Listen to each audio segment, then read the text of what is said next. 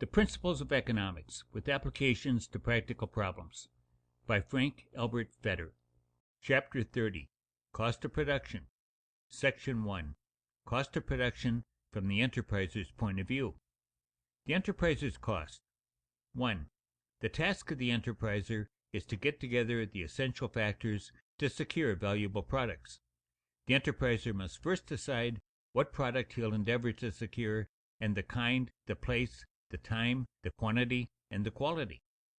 He must then select in the right proportion the materials, labor, plant, and machinery necessary for that product.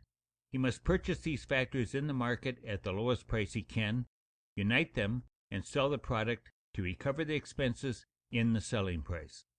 1,000 items enter into the cost, and perhaps a single product emerges. What the businessman thus pays out, expressed in money form, are the costs that are here to be considered. Several meanings of cost. 2. The term cost of production is used in several senses, the chief of which are money cost, psychic cost, and alternative cost. The ambiguity of this term is a source of much confusion. Psychic cost is the pain, fatigue, and irksomeness of labor.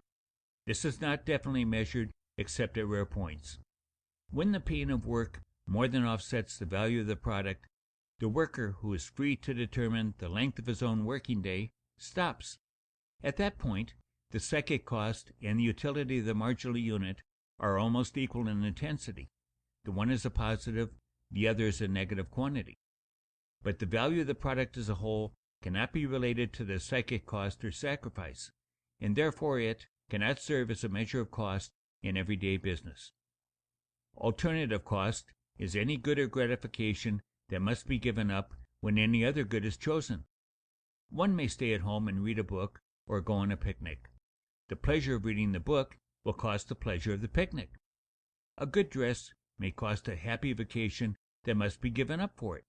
In this sense, each thing is the cost of every other thing that might be chosen in the place of it. Alternative cost is therefore manifold and indefinite. The thought is significant at the moment of a choice, but it is not constantly measurable for practical purposes. The money cost is the practical cost generally implied in the term cost of production. It expresses not the pain of the laborer in doing the work, not the sacrifice of the owner of the capital in saving the money, but merely the sum of money paid out by the producer. There is frequent confusion of these ideas in economic discussion, few even of the leading economists of the 19th century having quite escaped it. The cost of the factors is their market price. 3. The enterpriser, looking upon the cost of most of the factors as fixed, seeks to combine them as economically as possible. Whether the enterpriser is running a factory or a farm, is engaged in a retail or a wholesale store, is conducting a school or a railroad, he has to solve much the same problem.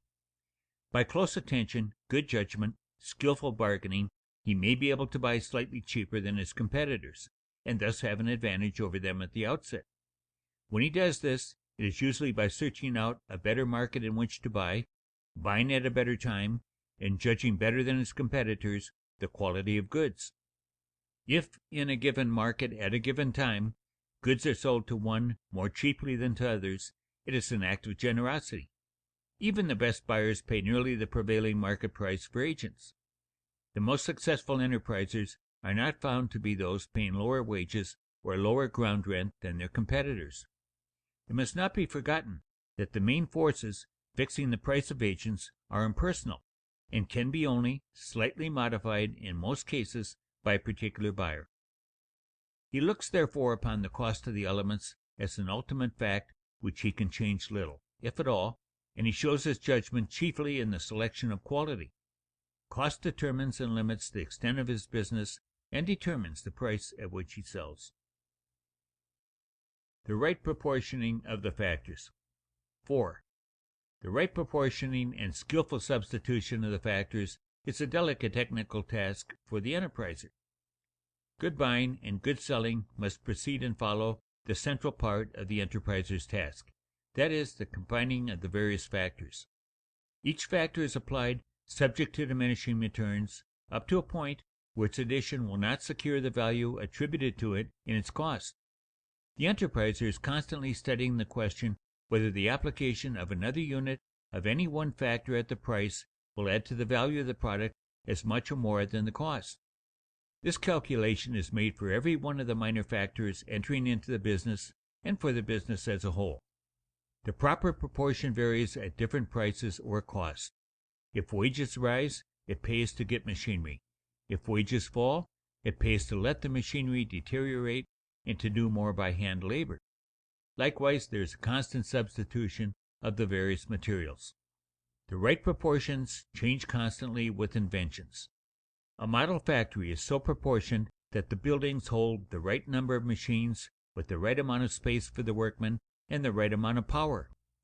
If there is more of a single factor than the ideal proportion, it is an unnecessary cost. Even the model factory begins to be out of date almost as soon as the walls are dry, and the latest method is to build as nearly as possible on the unit system, so that new parts may be added without the loss of harmony and proportion. Pressure of price toward cost at certain points. The enterpriser in contact with cost. 5. The enterpriser's costs determine the lowest price at which he can continue to sell, but if successful, he may have a wide margin of profits. New factories are constantly arising with new and better adjustments. In industries of competing products, also the processes are changing. Hence, there is always a pressure of competition on some enterprisers who constantly complain that they must sell below the cost of production. The organizers of a trust always declare, some no doubt truly, that they have been selling below the cost of production. Businessmen say that competition is destructive, and it certainly does destroy the less favorably situated enterprises. Each enterpriser's price is the highest he can get in the market for his product. It may far exceed his cost, it may even fall below them, but only temporarily, for if sales continue to encroach on capital, the sheriff soon closes the doors. Successful competitors are constantly pressing upon the marginal enterpriser, fixing a price that leaves themselves a profit but is below his cost. Even the most successful enterpriser comes into contact with cost and seems to be compelled by it. He reaches out for trade and sells some, not all, goods at a price which leaves him no profit. He enlarges his factory and ships goods farther, paying the freight, which means a lower price at the factory. The expanding business, therefore, comes at length to the point where it cannot go farther at the prevailing prices. Hence, the businessman's view of the cost is that they determine value. It is true in the sense that the supply of a particular product in any market is at last limited by cost of marginal producers or of marginal portions of supply. But it is not true of all the units of product that cost determine or equal market price. There is a margin above cost to the successful enterpriser on a large portion of his output. The margin may be narrow or wide, according to the business. The margin is profit, or the gain of the enterpriser. Section 2. Cost of production from the economist standpoint. The economist should view money cost as an intermediate and not as an ultimate explanation of value. 1. The value of all things must be traced back to gratification, to the relation of goods with psychic income. This being true, the value of the factors which the enterpriser uses must be derived from the value of the products, and not the reverse. This does not mean that the businessman is deceived into the belief that he has in cost of production a final explanation of value. He simply is not interested in that question. He knows that there are many influences determining the cost of the factors he buys, but they are distant. He cannot influence them, and in the single stage of his production they seem to fix the price. In some purchases and on the stock exchange, a marvelous recognition and analysis of the most distant influences is necessary, but in general, a superficial view of value is taken in business. It does not pay to do other. Money costs not the ultimate explanation of value. The logical treatment, however, must go deeper into the question and trace the cost of agents back to the ultimate cause of value, that is, to want gratifying power. To say that the price of a product is determined by the money cost or price of the factors is simply to postpone the answer to the question of value. One has still to ask, what determines the money cost or price of those factors themselves? The cost of agents is fixed by their marginal utility in alternative uses. 2. The demand for any factor entering into products is reflected in an increased price to its cost in all competing products. Figuratively speaking, products compete with each other for the factors that enter into them. According to location, quality of the soil, and improvements, a certain area of land has various rival uses. These uses bid for the land or put in an economic claim for it. Products of a higher value outbid and exclude those of a lower. If fine wine can be raised on a piece of land, potatoes ordinarily will not be planted in it. But if there is such a supply of that quality of land that it continues to be used side by side for both products, it will have the same value and yield the same rental in both uses. The least utility yielded by any portion of the supply fixes the value of all the units. Machines are usually made for some product determined in advance, but often they are only partially specialized, and within limits they can be adapted. Sewing machine factories were readily turned to the making of bicycles at the time of greatest demand, and bicycle factories later were used for the making of automobiles. Thus, in general, machinery is used for the product to which it contributes the most value. Any enterpriser seeking it for any other use finds its cost affected by its various alternative uses. The same is true of all the materials and of all the grades of labor entering into products. The enterpriser's cost is therefore the reflection of the want-gratifying power of the productive agent in all its other uses as well as in the particular product he desires. To the enterpriser, cost seems the cause of the value of a product. To the economist, it should be clear that the utility found in the various products is the basis of value in the factors, i.e., of the cost. A single source of a single product. 3. The genealogy of value may thus be traced through the various intermediate products to consumption goods. A single product having a single source of supply shows most clearly the reflection of value directly from the product. The discovery of a mineral spring or of a good quality of building stone on worthless land will cause a value to attach at once to the source of supply. When a great singer like Adelina Patti commands several $1,000s for each appearance in concert, the source is the magical throat of the singer, and the salary reflects the utility of the music in the minds of delighted hearers. One source of several products.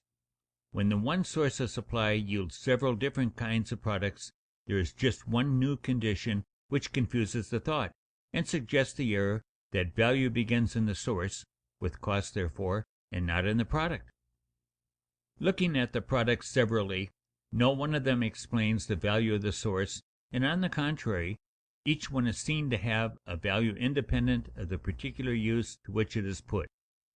To make the illustration most simple, a savage finds, in a wreck on the coast, a number of bars of iron. His fellows wish them for various purposes: to make arrowheads, spears, knives, hatchets, hoes, ornaments, nails, needles, etc. Value is in this case derived in part through the source from the alternative uses. Taken jointly and considered as one sum, the value of the various products accounts as completely and exclusively for the value of the source as if they were merged into one product. The source, S, is distributed to each of the products in accordance with their marginal utility, and therefore the value of the various products from any source of supply constantly tends to equality. Any unit of product sought for any purpose must be paid for according to a marginal utility determined in all the applications. The genesis of the value is in the utility of the product. The value of the source is derived. 1. A single product.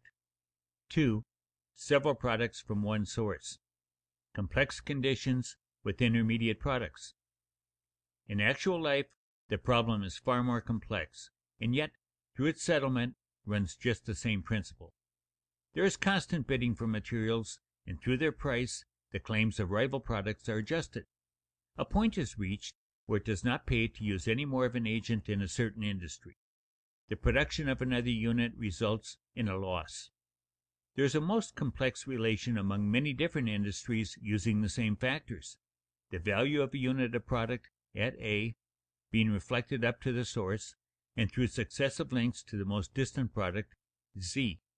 The effect of this is to reduce the sale of Z, and correspondingly the use made of the agent in question. A higher price of leather, due to the increased use of shoes, raises the value of hides and cattle, this increasing the extent of cattle raising, and raises thus the cost of carriage trimmings, pocketbooks, footballs, leather belts, and every other leather product. As the price rises, substitutes for leather and imitations of it are used for such of the products as cannot bear the increased cost of leather. 3. Complex relations through intermediate products. The enterpriser the medium of price movements. Costs are an expression of consumers' estimates. 4. The enterpriser does not fix the value of products or of agents, but is the medium through which consumers express their estimates. The enterpriser who anticipates right and satisfies the public taste is the good medium. He readily transmits and accurately focuses the rays of public judgment. One that misjudges is a poor medium. The enterpriser is himself the servant of cost. Laborers sometimes assume that the employer can dictate wages, prices, and markets, can rule things with a lordly hand. With rare exceptions, the ultimate control in these matters by businessmen is very slight. In the main, the enterpriser masters the situation only by bowing to it, just as the scientist and the engineer gain mastery over nature because they know when to bend and how to obey. The consumer, by deciding to buy this or that product, sets in motion waves of value. The consumers of products are the true purchasers of labor, materials, and uses of agents. The enterpriser must closely conform to cost to the price prevailing for the moment, or his competitors in this day of narrow margins will seize the opportunity. The enterpriser is merely the distributor or equalizer of cost among all the different products for which different agents can be used. If he acts efficiently, profits arise. End of chapter 30.